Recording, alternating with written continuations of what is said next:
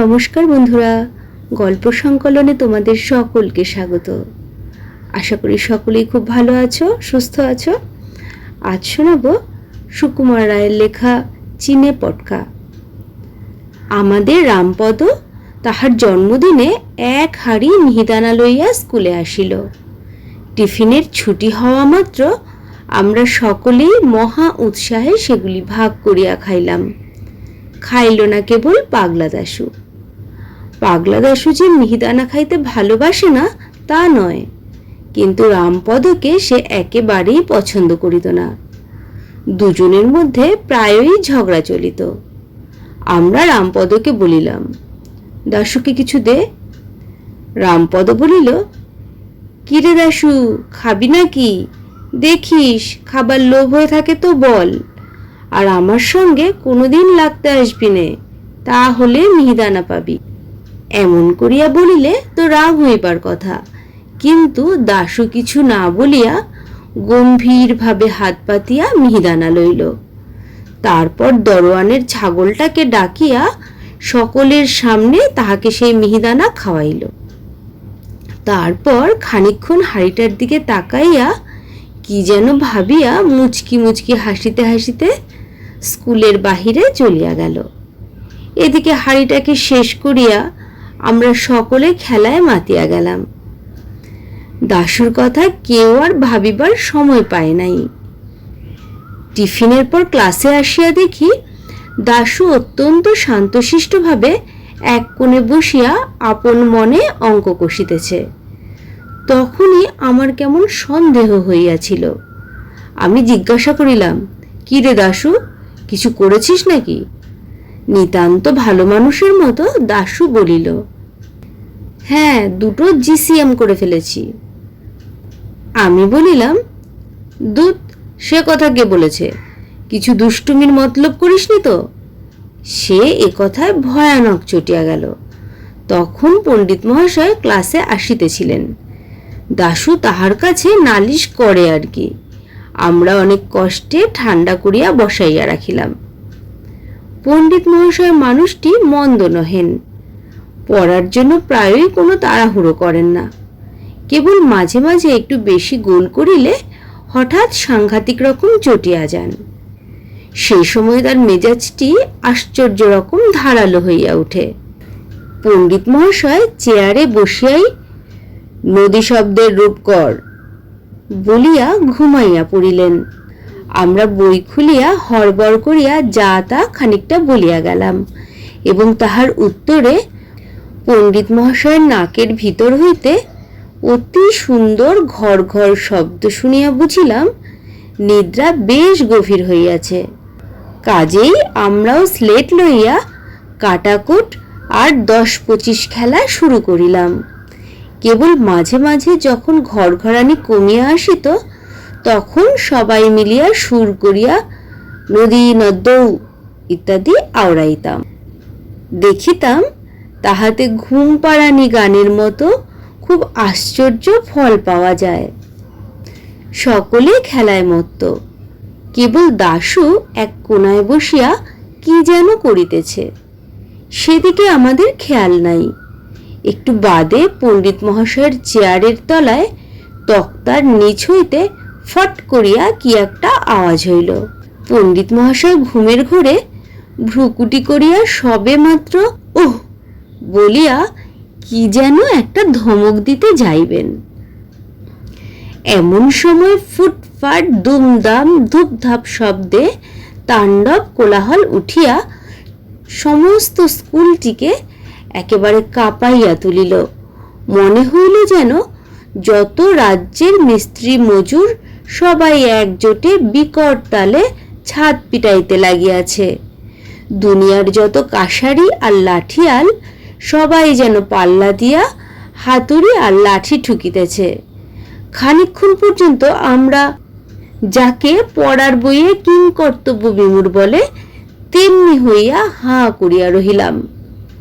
পণ্ডিত মহাশয় একবার মাত্র বিকট শব্দ করিয়া তারপর হঠাৎ হাত পা ছুড়িয়া এক লাফে টেবিল ডিঙাইয়া একেবারে ক্লাসের মাঝখানে ধড়ফড় করিয়া পড়িয়া গেলেন।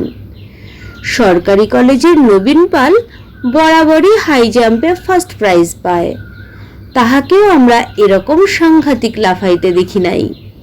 পাশের ঘরের নিচের ক্লাসের ছেলেরা চিৎকার করিয়া কড়াকিয়া নামটা আওড়াইতেছিল। তারাও হঠাৎ ভয়ে আড়ষ্ট হইয়া থামিয়া গেল। দেখিতে দেখিতে স্কুলময় হুলস্থুল পড়িয়া গেল। দরোয়ানের কুকুরটা পর্যন্ত যার পর নাই ব্যস্ত হইয়া বিকট কেউ কেউ শব্দে গোলমালের মাত্রা ভীষণ রকম বাড়াইয়া তুলিল। মিনিট পাঁচেক ভয়ানক আওয়াজের পর যখন সব ঠান্ডা হইয়া আসিল, তখন পণ্ডিত মহাশয় বলিলেন, কিসের শব্দ হইয়াছিল দেখ। দরোয়ানজি একটা লম্বা বাঁশ দিয়া অতি সাবধানে আস্তে আস্তে তক্তার নিচ হইতে একটা হাড়ি ঠেলিয়া বাহির করিল। রামপদর সেই হাড়িটা। তখনও তাহার মুখের কাছে একটুখানি মিহিদানা লাগিয়াছিল। পণ্ডিত মহাশয় ভয়ানক ভ্রুকুটি করিয়া বলিল, এ হাড়িটি কার? রামপদ বলিল, আজ্ঞে আমার। আর কোথা যায়, অমনি দুই কানে দুই পাক। হাড়িতে কি রেখেছিলি? রামপদ তখন বুঝিতে পারিল যে গোলমালের জন্য সমস্ত দোষ তাহার ঘাড়ে আসিয়া পড়িতেছে। সে বেচারা তাড়াতাড়ি বুঝাইতে গেল, আগে ওর মধ্যে মিহিদানা এনেছিলাম। তারপর মুখের কথা শেষ না হইতেই পণ্ডিত মহাশয় বলিলেন, তারপর মিহিদানাগুলো চিনে পটকা হয়ে ফুটতে লাগলো না, বলিয়া ঠাস ঠাস করিয়া দুই চর। অন্যান্য মাস্টারেরাও ক্লাসে আসিয়া জড়ো হইয়াছিলেন। তাহারাও এক বাক্যে হাঁ হাঁ করিয়া রুখিয়া আসিলেন। আমরা দেখিলাম বেগতিক। বিনা দোষে রামপদ বেচারা মার খায় বুঝি। এমন সময় দাশু আমার স্লেটখানা লইয়া পণ্ডিত মহাশয়কে দেখাইয়া বলিল, এই দেখুন, আপনি যখন ঘুমোচ্ছিলেন তখন ওরা স্লেট নিয়ে খেলা করছিল। এই দেখুন কাটাকুটের ঘর কাটা। স্লেটের ওপর আমার নাম লেখা। পণ্ডিত মশাই আমার উপর প্রচন্ড এক চর তুলিয়াই হঠাৎ কেমন থতমত খাইয়া গেলেন। তারপর দাশুর দিকে কটমট করিয়া তাকাইয়া বলিলেন, চুপ রও। কে বলেছে আমি ঘুমাচ্ছিলাম? দাশু অনেকক্ষণ হাঁ করিয়া বলিল, তবে যে আপনার নাক ডাকছিল। পণ্ডিত মহাশয় তাড়াতাড়ি কথাটা ঘুরাইয়া বলিলেন, বটে, ওরা সব খেলা করছিল আর তুমি কি করছিলে? দাশু অম্লান বদনে বলিল, আমি পটকায় আগুন দিচ্ছিলাম। শুনিয়া সকলের চক্ষু স্থির। ছোকরা বলে কি? প্রায় আধ মিনিট খানিক কাহারও মুখে আর কথা নাই। তারপর পণ্ডিত মহাশয় একেবারে হুঙ্কার দিয়া বলিলেন, কেন পটকায় আগুন দিচ্ছিলে? দাশু ভয় পাইবার ছেলেই নয়। সে রামপদকে দেখাইয়া বলিল, ও কেন আমায় মিহিদানা দিতে চাচ্ছিল না। এরূপ অদ্ভুত যুক্তি শুনিয়া রামপদ বলিল, আমার মিহিদানা, আমি যা ইচ্ছা তাই করব। দাশু তৎক্ষণাৎ বলিয়া উঠিল, তাহলে আমার পটকা, আমিও যা ইচ্ছা তাই করব। এরূপ পাগলের সঙ্গে আর তর্ক করা চলে না।